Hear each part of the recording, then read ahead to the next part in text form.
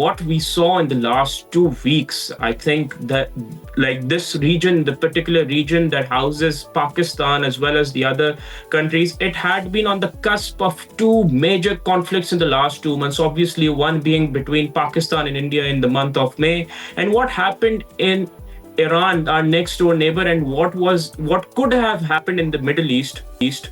How do you see this entire thing? To what extent could have it gotten worse if the conflict, especially the recent one being had, got into an even worse level than it went to?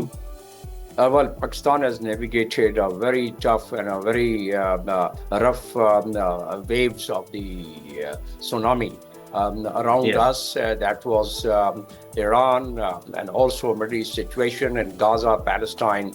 And we very recently were able to really deal with the biggest threat past so many years, so many decades that we faced from India and the way we responded. So all these three challenges definitely confronted Pakistan, and Pakistan navigated all these challenges, I think, in a very successful manner, both on the diplomatic front as well as on the kinetic front, which is the armed forces performance.